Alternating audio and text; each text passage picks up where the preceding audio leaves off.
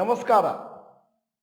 ಇವತ್ತಿನ video LIC ಷೇರುದಾರರಿಗೆ ಸಿಹಿ ಸುದ್ದಿ ಏಕೆ ಎಂದು ತಿಳಿಯಿರಿ. ನಾನು ಡಾಕ್ಟರ್ ಭರತ್ ಚಂದ್ರ. ವಿಡಿಯೋಗಳ ಉದ್ದೇಶ ಕನ್ನಡಿಗರ ಫೈನಾನ್ಷಿಯಲ್ ಎಜುಕೇಶನ್. ಇವತ್ತು ನಾವು 3 ಬೇರೆ ಬೇರೆ ವಿಷಯಗಳ ಮೇಲೆ ವಿಡಿಯೋ ಮಾಡಿದ್ದೇವೆ. ಯಾಕಂದ್ರೆ ಕೆಲವು ದಿನ ಬಹಳ ಜಾಸ್ತಿ ನ್ಯೂಸ್ ಇರುತ್ತೆ ನಿಮಗೆ ತಿಳಿಸ್ಲಿಕ್ಕೋಸ್ಕರ. ಮೊದಲನೇದು LIC ಬಗ್ಗೆ. LIC ಷೇರು ಇವತ್ತು 5% ರ್ಯಾಲಿಯನ್ನು ಕಂಡಿತು ಮತ್ತು touch the new 50 weeks high. ಯಾಕಂದ್ರೆ ಗೌರ್ಮೆಂಟ್ನವರು ಒನ್ ಟೈಮ್ ಎಕ್ಸಾಮ್ಷನ್ ಕೊಟ್ಟಿದ್ದಾರೆ to company to achieve 25% minimum public share holding by 2032 instead of 2027. ಅಂದ್ರೆ ಸೇಬಿದ್ದು ಒಂದು ರೂಲ್ಸ್ ಇತ್ತು. ಏನು ಅಂತಂದ್ರೆ ಯಾವ್ದಾದ್ರು ಕಂಪನಿಯಲ್ಲಿ 100% ಸ್ಟೇಕ್ಸ್ ಇದ್ರೆ 25% ಅನ್ನು ರಿಟೇಲ್ ಇನ್ವೆಸ್ಟರ್ಸ್ಗೆ ಕೊಡಲೇಬೇಕು. 75% maximum share holding by the owners. ಇಲ್ಲಿ ಸರ್ಕಾರ ಓನರ್. ಮತ್ತೆ ಅವರೇನಾದ್ರೂ ಸದ್ಯದ ಮಟ್ಟಿಗೆ LIC ಶೇರ್ಸ್ ಸರ್ಕಾರದ ಹತ್ರ 96.5 ಇದೆ.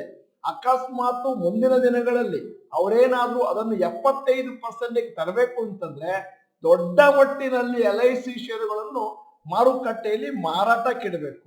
ಆವಾಗ ಈಗಿರುವಂತ 800-900 ರೇಟ್ ಏನಿದೆ ಅದು ಕಮ್ಮಿಯಾಗಿ ಬಹುಶಃ 400-500 ಬರುವಂತ ಚಾನ್ಸಸ್ ಕೂಡ ಇದ್ದವು. ಅದಕ್ಕೋಸ್ಕರ ಸಿಹಿ ಸುದ್ದಿ ಅಂತ ಹೇಳಿದ್ದೇವೆ. ಯಾಕಂದ್ರೆ ನಾನ್ ಪ್ರಮೋಟರ್ ಶೇರ್ ಹೋಲ್ಡರ್ಸ್ ಏನಿದ್ದರೂ ಕೂಡ 25% ವರ್ಗು ಕೊಡಬೇಕಾಗುತ್ತೆ. ಇದು ಸರ್ಕಾರದ ರೂಲ್ಸ್. ಆದರೆ ಸೇಬಿಯವರು ಅದನ್ನ ಎಕ್ಸ್ಟೆಂಡ್ ಮಾಡಿದ್ದಾರೆ ಎಲ್ಲಾ PSUಗಳಿಗೂ, ಪಬ್ಲಿಕ್ ಸೆಕ್ಟರ್ ಯೂನಿಟ್ಗಳಿಗೆ. ಅಂದ್ರೆ ಪ್ರಮೋಟರ್ ಶೇರ್ ಹೋಲ್ಡಿಂಗ್ ಇನ್ನೂ ಸ್ವಲ್ಪ ಇಟ್ಕೊಳ್ಬಹುದು ಅಂತ. ಅದನ್ನೇ LIC ಷೇರುಗಳಿಗೂ ಆಗಿದೆ. ಈ ಒಂದು ಪರ್ಟಿಕ್ಯುಲರ್ ಪ್ರಿವಿಲೇಜ್ ಅನ್ನು ಕೇವಲ PSU ಮತ್ತು LIC ಮಾತ್ರ ಕೊಟ್ಟಿದ್ದಾರೆ. ಅದನ್ನ ನಾರ್ಮಲ್ ಆಗಿ ಬೇರೆಯವರು ಕೂಡ ನಮ್ಮ ಪ್ರೈವೇಟ್ ಕಂಪನಿಗಳು ಕೂಡ ಎಕ್ಸ್ಟೆಂಡ್ ಮಾಡಿ ಅಂತ ಕೇಳ್ತಾ ಇದ್ದಾರೆ. ಈ ಸಂದರ್ಭದಲ್ಲಿ ಸದ್ಯಕ್ಕೆ ಗೌರ್ಮೆಂಟ್ ಹತ್ರ 96.5% ಶೇರ್ಸ್ LIC ಇದೆ.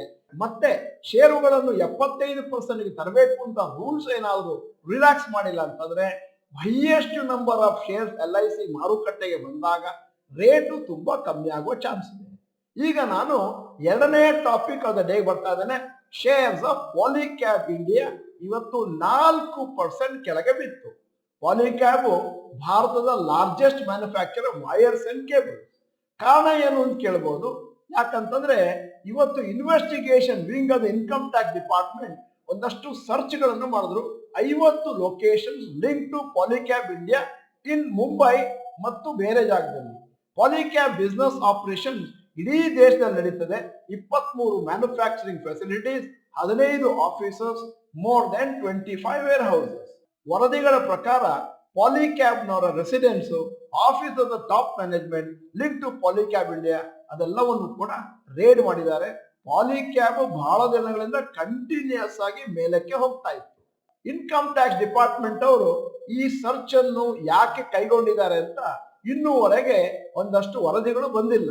ಪಾಲಿಕ್ಯಾಬ್ ಶೇರ್ಸ್ ಅಪ್ರಿಷಿಯೇಟೆಡ್ 110% ಇನ್ 2023.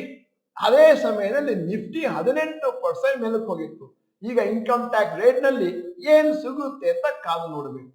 ಮೂರನೇ ಟಾಪಿಕ್ಗೆ ಈಗ ಬರ್ತಾ ಇದ್ದೀನಿ. Association of mutual funds in India ಅವರು ಆವಾಗ ರಿವ್ಯೂ ಮಾಡ್ತಾ ಇರ್ತಾರೆ. ಒಂದು 6 ತಿಂಗಳಿಗೆ ಒಂದ್ಸರಿ ಯಾವುದು ಲಾರ್ಜ್ ಕ್ಯಾಪ್, ಯಾವುದು ಮಿಡ್ ಕ್ಯಾಪ್, ಯಾವುದು small cap based on the market capitalisation. ಈ ವರ್ಗೀಕರಣ ಮಾಡಲಿಕ್ಕೆ ಮುಖ್ಯವಾದ ಕಾರಣ ಏನು ಅಂತಂದ್ರೆ ಮ್ಯೂಚುವಲ್ ಫಂಡ್ ಅವರು ಹಣವನ್ನು ಇನ್ವೆಸ್ಟ್ ಮಾಡಬೇಕಾದ್ರೆ ಲಾರ್ಜ್ ಕ್ಯಾಪ್ ಫಂಡ್ ಅಂದ್ರೆ ಲಾರ್ಜ್ ಕ್ಯಾಪ್ ನಲ್ಲಿ ಹಣ ಹಾಕಬೇಕಾಗುತ್ತೆ. ಲಾರ್ಜ್ ಕ್ಯಾಪ್ ಯಾವುದು ಅಂತ ಡಿಸೈಡ್ ಮಾಡುವಂತದ್ದು ಕೆಲಸ ಆ ಮ್ಯೂಚುವಲ್ ಫಂಡ್ AMFI ಮಾಡುತ್ತೆ. ಉದಾಹರಣೆಗೆ large cap fund will be allowed to only invest in stocks which are classified as large cap. ಮತ್ತೆ ಅದೇ ತರನೇ ಮಿಡ್ ಕ್ಯಾಪ್, ಸ್ಮಾಲ್ ಕ್ಯಾಪ್ ಇತ್ಯಾದಿ ಇತ್ಯಾದಿ. ಇದು ಲೆಕ್ಕಕ್ಕೆ ಬರುವಂತದ್ದು ಜನವರಿ ಟು ಜೂನ್ 2024. ಸೇಬಿ ರೂಲ್ಸ್ ಪ್ರಕಾರ top 100 companies in terms of market cap ಅನ್ನ ಲಾರ್ಜ್ ಕ್ಯಾಪ್ ಅಂತ ಕರೀತಾರೆ. 101 ಇಂದ 250 ಮಿಡ್ ಕ್ಯಾಪ್ ಮತ್ತು 251ನೇ ರ್ಯಾಂಕ್ ಇಂದ ಕೆಳಗೆ ಹೋಗ್ತಾ ಇದ್ದಾಗೆ ಅದನ್ನ ಸ್ಮಾಲ್ ಕ್ಯಾಪ್ ಕಂಪನಿಗಳು ಅಂತ ಕರೀತಾರೆ. ಇಲ್ಲಿ ನಾವು ನಿಮ್ಮ ಮುಂದೆ ಒಂದು ಸಣ್ಣ ರೀಕ್ಲಾಸಿಫಿಕೇಶನ್ ಇಟ್ಟಿದ್ದೇವೆ. As per ICICI securities official list will be released AMFI by the beginning of January. Stocks likely to be upgraded to large cap from mid cap. ಯಾವ್ದಿರಬಹುದು? ಒಂದು power finance corporation, 2 IRFC, 3 Macrotech developers, 4 Polycab, 5 REC. ಈಗ stocks likely to be upgraded to mid cap from small cap ಯಾವ್ದಿರಬಹುದು? Mazagon dock, Suzlon energy, Lloyds metal, SJVN ಮತ್ತು Kalyan jewellers. ಸಾಮಾನ್ಯವಾಗಿ ಈ classification ಆದ ತಕ್ಷಣ mutual ಫಂಡ್ಗಳಲ್ಲಿ ಒಂದಷ್ಟು ಆಕ್ಟಿವಿಟಿ ಸ್ಟಾರ್ಟ್ ಆಗುತ್ತೆ ಮತ್ತು ಕೆಲವು ಕಂಪನಿಗಳನ್ನು ಅವರು ತಮ್ಮ ಪೋರ್ಟ್ಫೋಲಿಯೋ ಸೇರಿಸ್ಕೊಳ್ತಾರೆ, ಕೆಲವುದನ್ನು ಕಮ್ಮಿ ಮಾಡ್ತಾರೆ. ಈಗ ಸದ್ಯಕ್ಕೆ ಈ ಲಿಸ್ಟು ಅಪೂರ್ಣವಾಗಿದೆ ಮತ್ತು ಒಂದಷ್ಟು ಡೀಟೇಲ್ಸ್ ಮಿಸ್ಸಿಂಗ್ ಇದೆ. ಆಂಫಿ ಅವರು ಆ ಲಿಸ್ಟ್ ಅನ್ನು ಅಪ್ಗ್ರೇಡ್ ಮಾಡಿ ಘೋಷಣೆ ಮಾಡಿದ ಮೇಲೆ ಅದರ ಬಗ್ಗೆ ಸಪರೇಟ್ ವಿಡಿಯೋನ ಮಾಡ್ತೇವೆ. ಈಗ ವಿಡಿಯೋದ ಕೊನೆಯಲ್ಲಿ ಒಂದು ಇಂಟ್ರೆಸ್ಟಿಂಗ್ ಪ್ರಶ್ನೆ ಕೇಳ್ತಾ ಇದ್ದಾನೆ.